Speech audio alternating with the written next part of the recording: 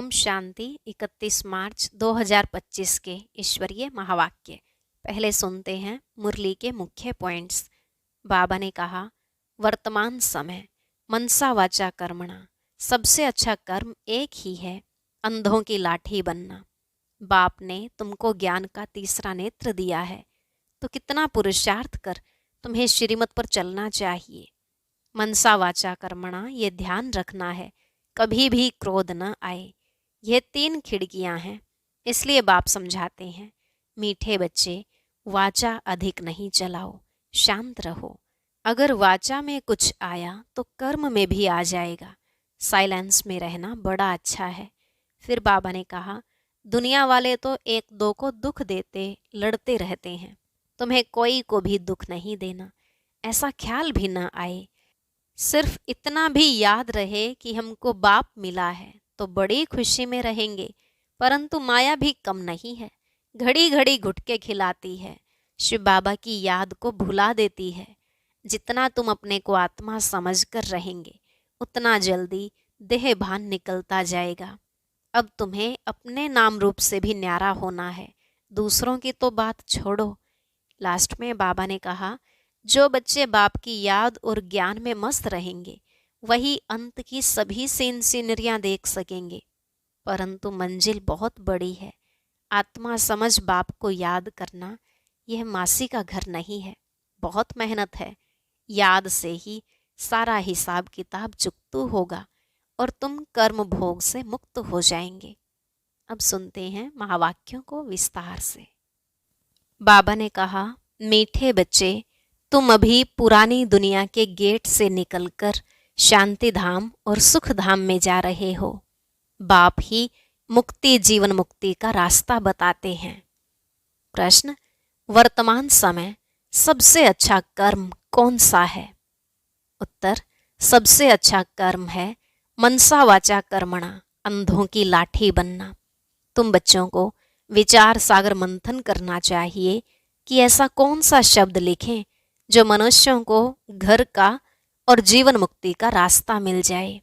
मनुष्य सहज समझ लें कि यहाँ शांति सुख की दुनिया में जाने का रास्ता बताया जाता है। ओम शांति। जादूगर की बत्ती सुना है? अलाउद्दीन की बत्ती भी गाया जाता है। अलाउद्दीन की बत्ती व जादूगर की बत्ती क्या क्या दिखाती है?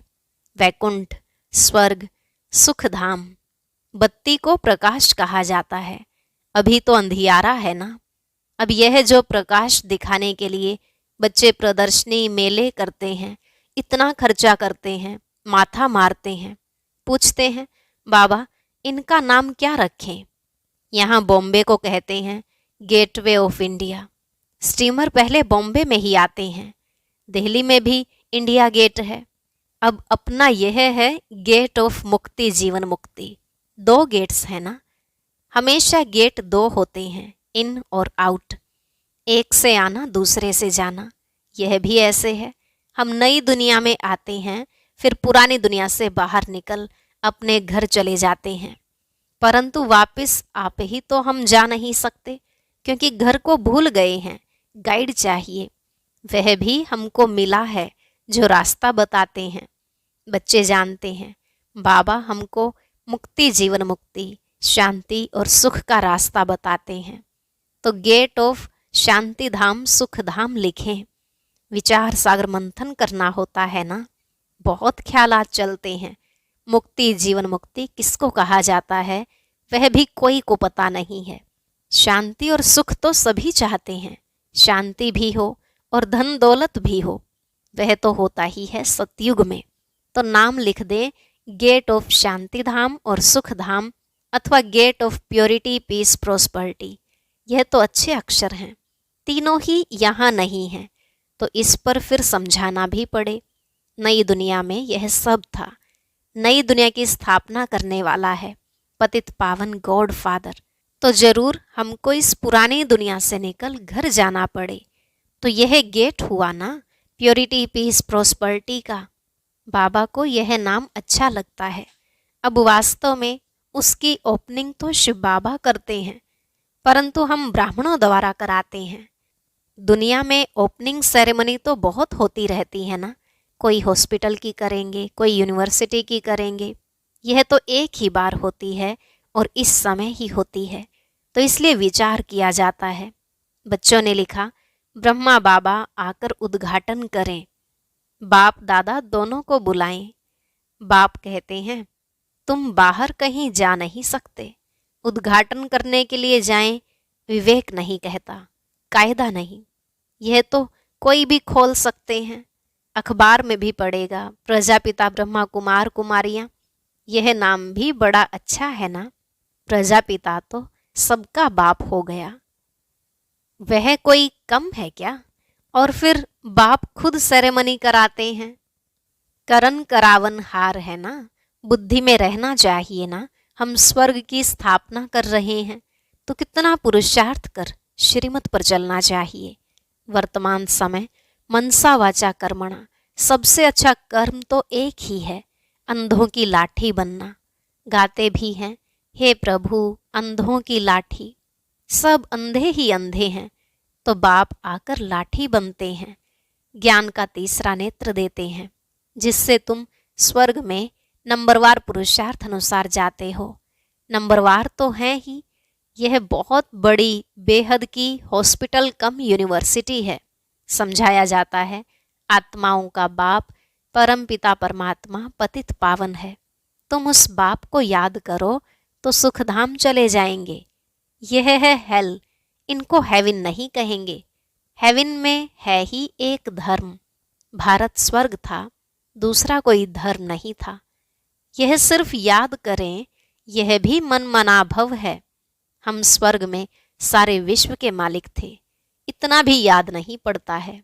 बुद्धि में है हमको बाप मिला है तो वह खुशी रहनी चाहिए, परंतु माया भी कम नहीं है।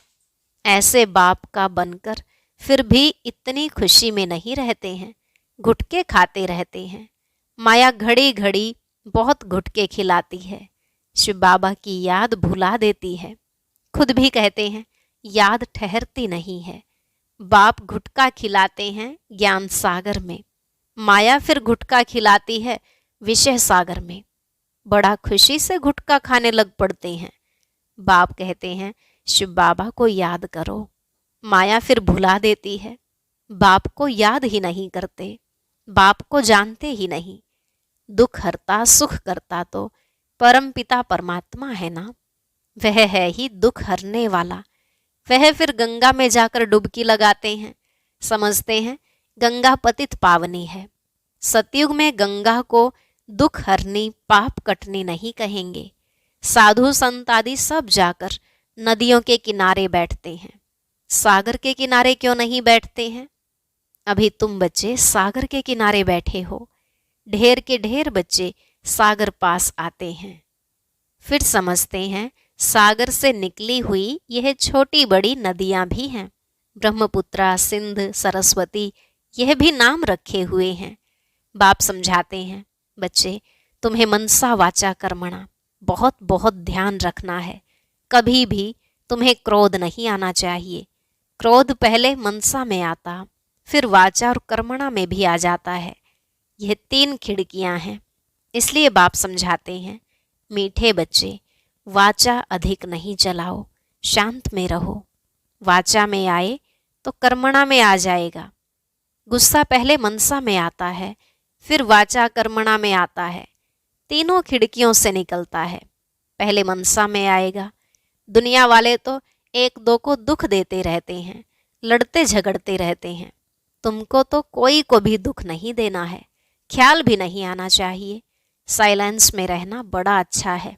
तो बाप आकर स्वर्ग का अथवा सुख शांति का गेट बतलाते हैं, बच्चों को ही बतलाते हैं।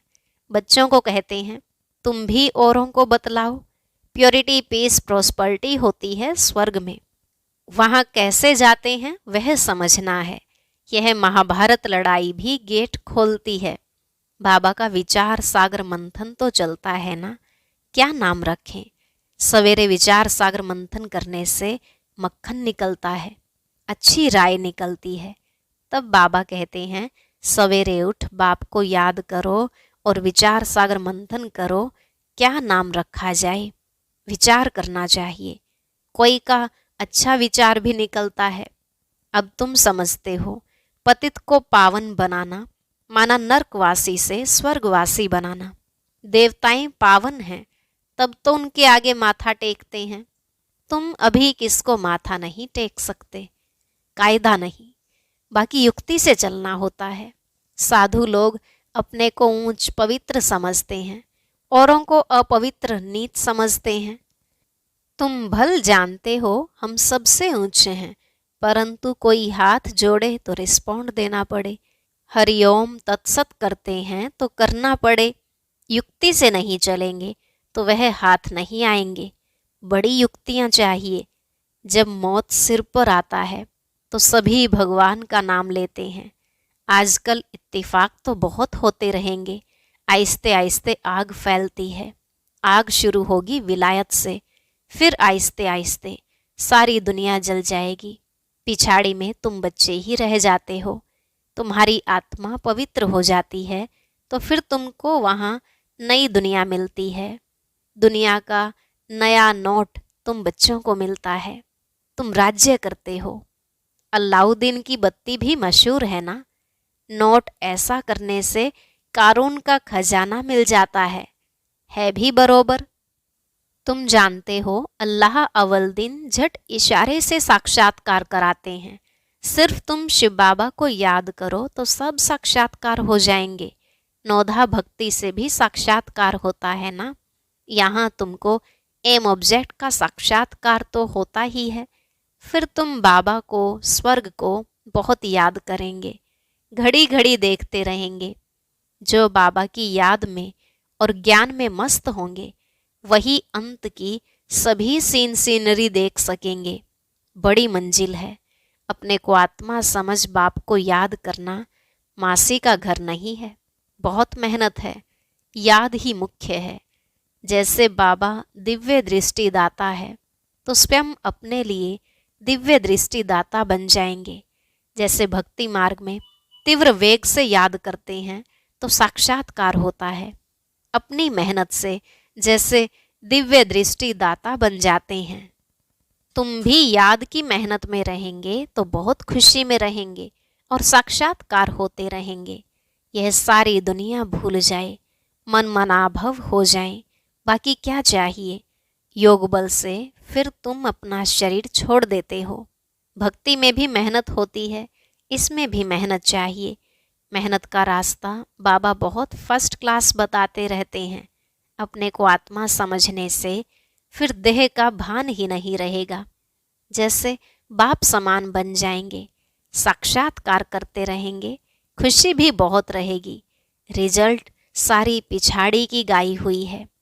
अपने नाम रूप से भी न्यारा होना है तो फिर दूसरे के नाम रूप को याद करने से क्या हालत होगी। नॉलेज तो बहुत सहज है। प्राचीन भारत का योग जो है, जादू उसमें है। बाबा ने समझाया है, ब्रह्म ज्ञानी भी ऐसे शरीर छोड़ते हैं। हम आत्मा हैं, परमात्मा में लीन होना है। लीन कोई होते नहीं हैं ब्रह्म ज्ञानी। बाबा ने देखा है, बैठे बैठे शरीर छोड़ देते हैं। वायुमंडल बड़ा शांत रहता है, सन्नाटा हो जाता है। सन्नाटा भी उनको भासेगा जो ज्ञान मार्ग में होंगे, शांत में रहने वाले होंगे। बाकी कई बच्चे तो अभी बेबियां हैं, घड़ी घड़ी गिर पड़ते हैं। इसमें बहुत बहुत गुप्त मेहनत है। भक्ति मार्ग की मेहनत प्रत्यक्ष होती है। माला फेरो, कोठी में बैठ भक्ति करो। यहाँ तो चलते फिरते तुम याद में रहते हो। कोई को पता पड़ ना सके कि यह राजा ही ले रहे हैं। योग से ही सारा हिसाब किताब चुकतू करना है। ज्ञान से थोड़ी ही चुकतू होता है। हिसाब किताब चुकतू होगा याद से। कर्म भोग याद से चुकतू होगा। यह है गुप्त। बाबा सब कुछ गुप्त सिखलाते हैं। अच्छा, मीठे मीठे सिकिलधे बच्चों प्रति माता पिता बाप दादा का याद प्यार और गुड मॉर्निंग। रूहानी बाप की रूहानी बच्चों को नमस्ते। रूहानी बच्चों की रूहानी बाप दादा को नमस्ते नमस्ते, गुड मॉर्निंग, शुक्रिया बाबा, शुक्रिया। धारणा के लिए मुख्य सार। पहला पॉइंट, मनसा वाचा कर्मणा। कभी भी क्रोध नहीं करना है। इन तीनों खिड़कियों पर बहुत ध्यान रखना है। वाचा अधिक नहीं चलाना है। एक दो को दुख नहीं देना है। दूसरा, ज्ञान और योग में मस्त रहे। अंतिम सीनरी देखनी है। अपने व दूसरों के नाम रूप को भूल मैं आत्मा हूं इस स्मृति से देह भान को समाप्त करना है। आज का वरदान, स्नेह के बाण द्वारा स्नेह में घायल करने वाले स्नेह और प्राप्ति संपन्न लवलीन आत्मा भव। स्नेह के बाण द्वारा स्नेह में घायल करने वाले स्नेह और प्राप्ति संपन्न लवलीन आत्मा भव। बाबा ने कहा, जैसे लौकिक रीति से कोई किसके स्नेह में लवलीन होता है तो चेहरे से, नैनों से, वाणी से अनुभव होता है कि यह लवलीन है, आशिक है। ऐसे जब स्टेज पर जाते हो तो जितना अपने अंदर बाप का स्नेह इमर्ज होगा, उतना ही स्नेह का बाण औरों को भी स्नेह में घायल कर देगा। भाषण की लिंक सोचना, पॉइंट दोहराना, यह स्वरूप नहीं हो। स्नेह और प्राप्ति का संपन्न स्वरूप लवलीन स्वरूप हो। अथॉरिटी होकर बोलने से उसका प्रभाव पड़ता है। स्लोगन, संपूर्णता द्वारा समाप्ति के समय को समीप लाओ। संपूर्णता द्वारा समाप्ति के समय को समीप लाओ। अव्यक्त इशारे, सत्यता और सभ्यता रूपी कल्चर को अपनाओ। यह तो सब समझने लगे हैं कि यह कोई हैं, लेकिन यही हैं और यह एक ही हैं। यह हलचल का हल अब चलाओ। अभी और भी हैं, यह भी हैं, यहाँ तक पहुँचे हैं, लेकिन यह एक ही हैं। अभी ऐसा तीर लगाओ। धरनी तो बन गई और बनती जाएगी, लेकिन जो फाउंडेशन है, नवीनता है, बीज है, वह है नया ज्ञान। निस्वार्थ प्यार है, रूहानी प्यार है।